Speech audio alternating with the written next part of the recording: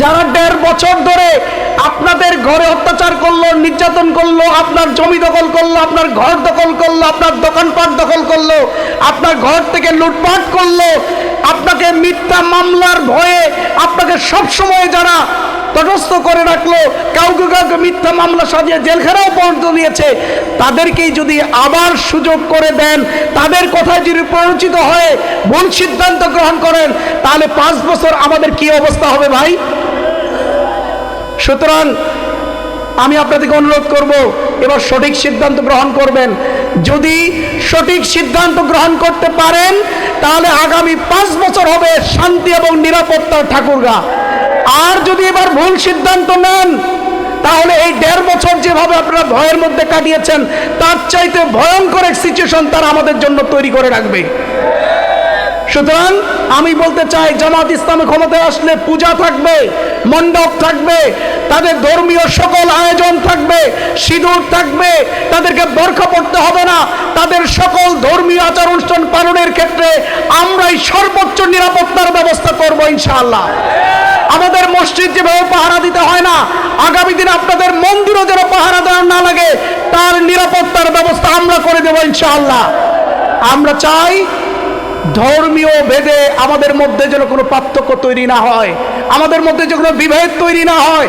একই পাড়ায়, একই মহল্লায় আমরা মুসলমান, হিন্দু, বৌদ্ধ, খ্রিস্টান সবাই আমরা একসাথে বসবাস করব, একসাথে থাকব, সুখে দুঃখের অংশীদার হব, বিপদ মুসিবত একে অপরের জন্য এগিয়ে যাব। আমাদের যার যার ধর্ম সে পালন করবে, কিন্তু আমাদের মধ্যে ভালোবাসা থাকবে, সম্প্রীতি থাকবে, সৌহার্দ্য থাকবে। সম্প্রীতির একটি সুন্দর উদাহরণ আগামী দিনে ঠাকুরগাঁকে উপস্থাপন করতে চাই আমরা।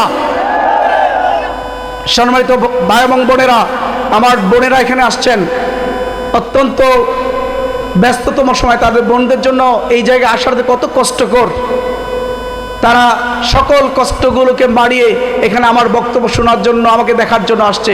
আমি আন্তরিকভাবে ধন্যবাদ জানাই। আজকে সামাজিকভাবে আমার বোনদের যে কোরআন এবং সুন্নাহ যে সমাজ তাদের যে মর্যাদা দিয়েছে, যে অধিকার দিয়েছে, যে সম্মান দিয়েছে, আজকে সামাজিকভাবে, রাষ্ট্রীয়ভাবে সেই সম্মান, সেই মর্যাদা, সেই অধিকার আজকে আমাদের বোনদের নেই। আমার বোন যখন স্কুলে যায়, আমার বোন যখন কলেজে পড়তে যায়, আমার বোন যখন বিশ্ববিদ্যালয়ে পড়তে যায়, আমার বোন যখন চাকরিতে যায়, আমার বোন যখন মাঠঘাটে কাজ করতে যায়, তারা সেখানে নিরাপদে ফিরে আসবে কিনা এর গ্যারান্টি আমাদের সমাজ, রাষ্ট্র দিতে পারে না। যার কারণে অভিভাবকরা সন্তানকে স্কুলে পাঠিয়ে দেওয়ার পরে অনেক টেনশনের মধ্যে থাকে যে সন্তানটা নিরাপদে ফিরে আসবে কিনা।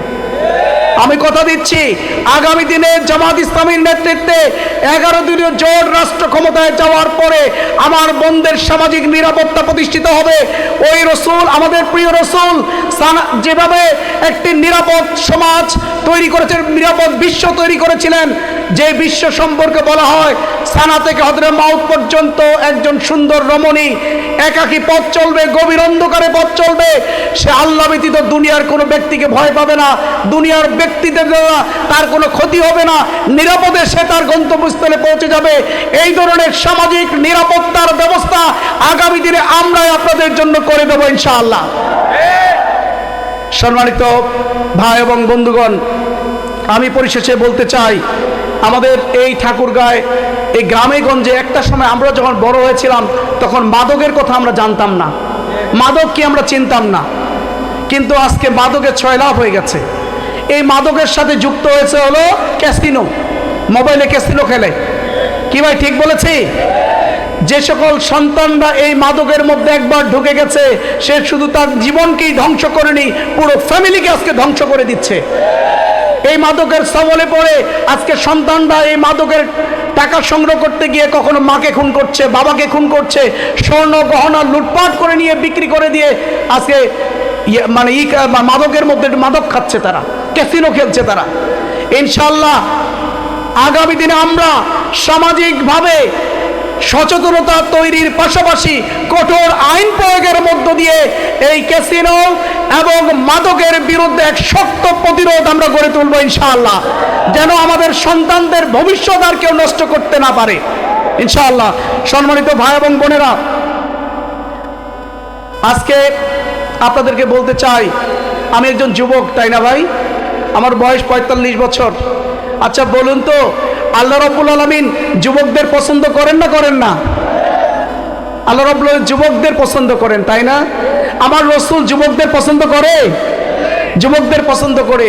কারণ এই যুবকরা যুবক বয়সে আল্লাহ রাব্বুল আলামিন তাদেরকে যে সামর্থ্য দিয়েছে, তাদের যে শক্তি দিয়েছে, তাদের যে কর্মদক্ষতা দিয়েছে, এটা দিয়ে সমাজ রাষ্ট্রের জন্য সে অনেক কিছুই করতে পারে।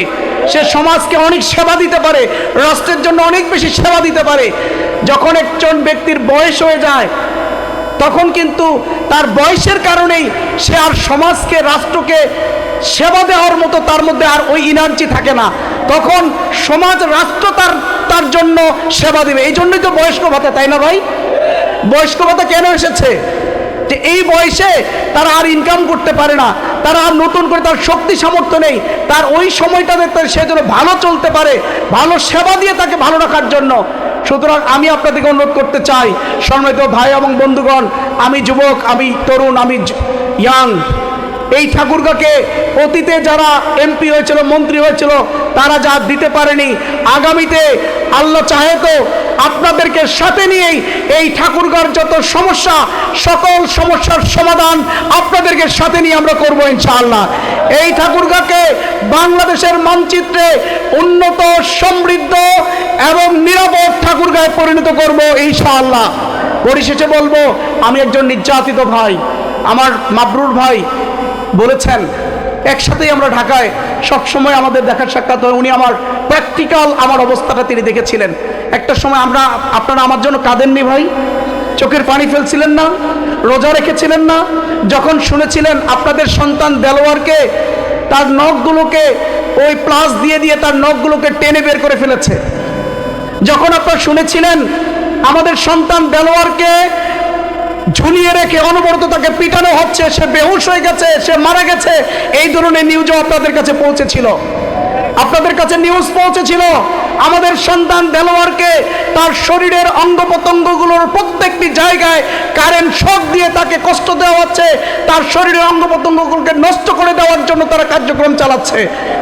যখন আপনাদের কাছে খবর পৌঁছেছিল আমাদের সন্তান দেলোয়ারকে হাত বেঁধে, পা বেঁধে, চোখ বেঁধে ফেলে তার শরীরের উপর দিয়ে রোলিং করা হচ্ছে, যেন তার শরীরের গোস্তগুলো থেতলে যায়, তার শরীরের হাড়গুলো যেন ভেঙে যায়, সে যেন আর কখনোই দাঁড়াতে না পারে, সে যেন আর সুস্থ না ওঠে, এই ধরনের ষড়যন্ত্র আমাকে নিয়ে হয়নি ভাই?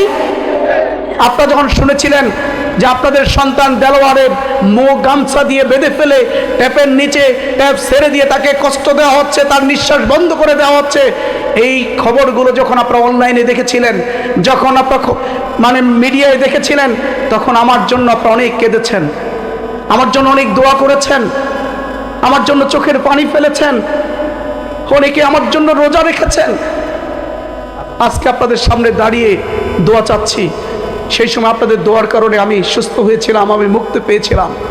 আজকে আপনাদের কাছে দোয়া চাই, আল্লাহ যেন আপনাদের জন্য কিছু কাজ করার জন্য আল্লাহ যেন আমাদেরকে কবুল করে নেন। আমি শাসক হতে চাই না, আমি আপনাদের সেবক হতে চাই।